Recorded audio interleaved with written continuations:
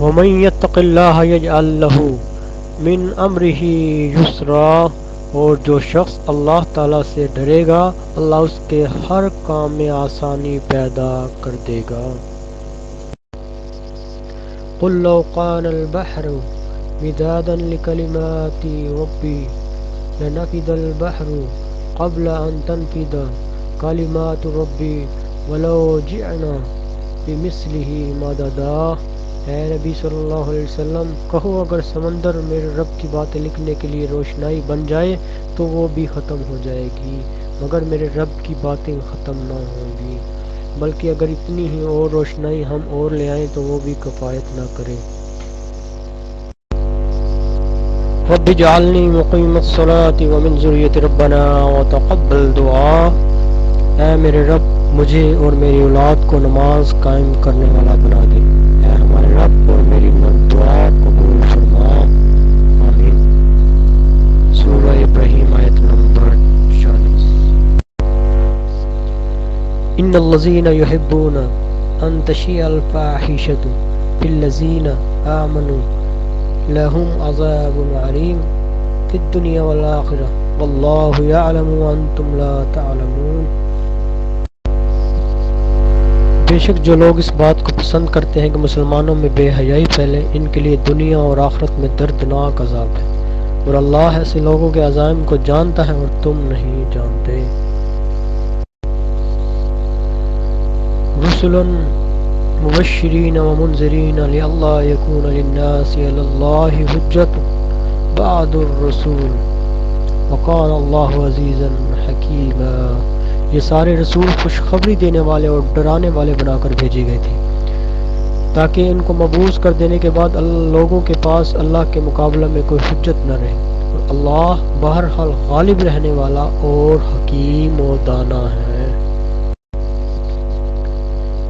الف لام میم ذلک الکتاب لا ریب فیہ هدى للمتقین الذین یؤمنون بالغیب ویقیمون الصلاة ومما رزقناهم ينفقون والذین یؤمنون بما انزل الیک وما انزل من قبلک وبالآخرة هم یوقنون اولئک علی هدى من ربهم واولئک هم المفلحون۔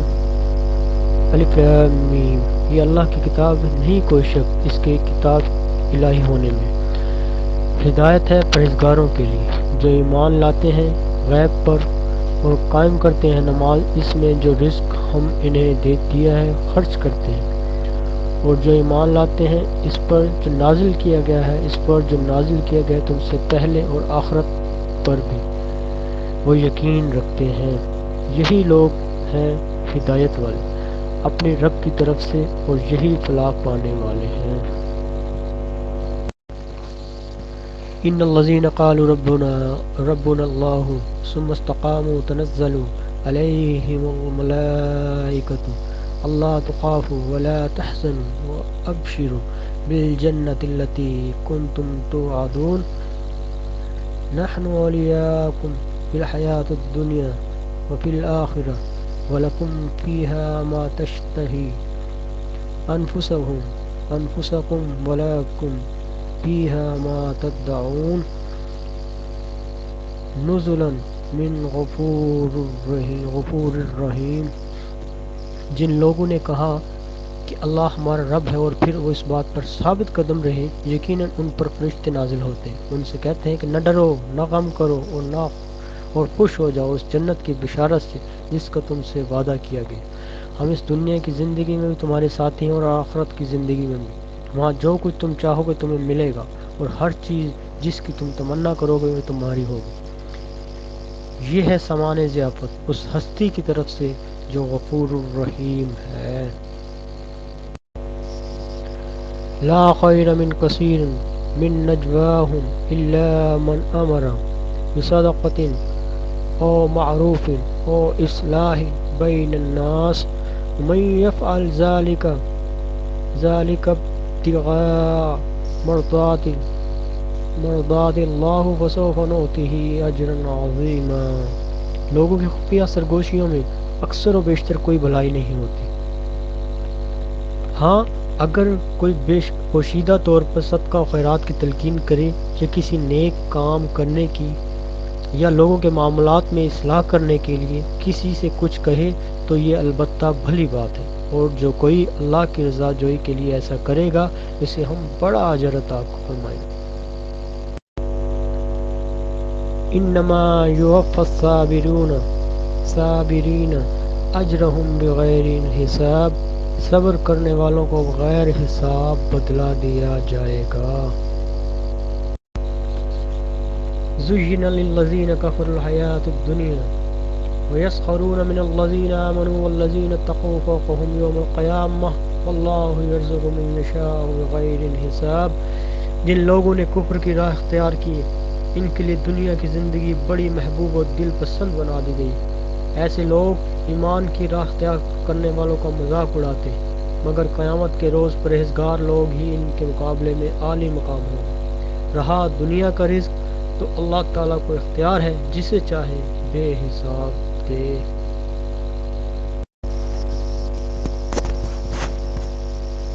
وَلْتَكُن مِّنْ أُمَّةٍ يَدْعُونَ إِلَى الْخَيْرِ وَيَأْمُرُونَ بِالْمَعْرُوفِ وَيَنْهَوْنَ عَنِ الْمُنكَرِ وَأُولَٰئِكَ هُمُ الْمُفْلِحُونَ۔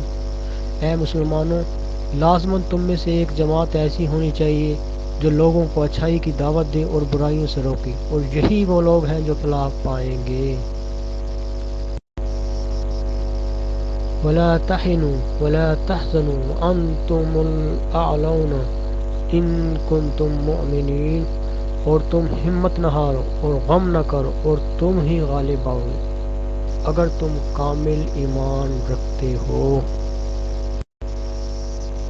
الذی جمع مالا وعددا یحسب ان مالہ اخلدا کلا لینبذن فی الحطمہ، جس نے مال جمع کیا اور اسے گن گن کر رکھا، وہ سمجھتا ہے اس کا مال ہمیشہ کی اس کے پاس رہے گا، ہرگز نہیں۔ وہ شخص تو چکنا چور کر دینے والی جگہ میں پھینک دیا جائے گا۔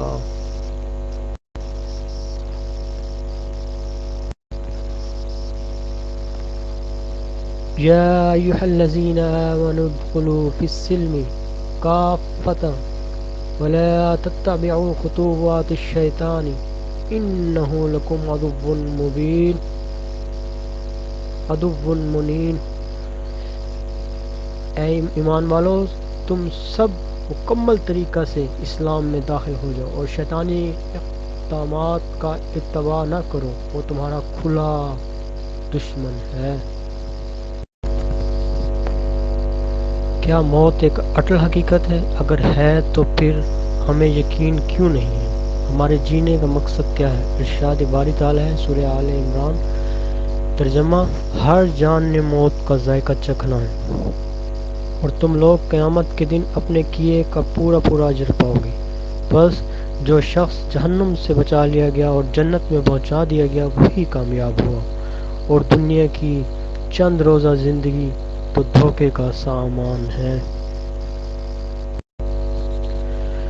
فمن یرد اللہ ان یہدیہ یشرح صدرہ للاسلام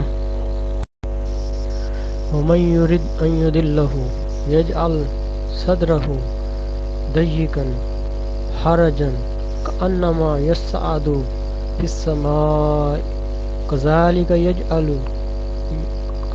یجعل اللہ الرجس علی الذین لا یؤمنون۔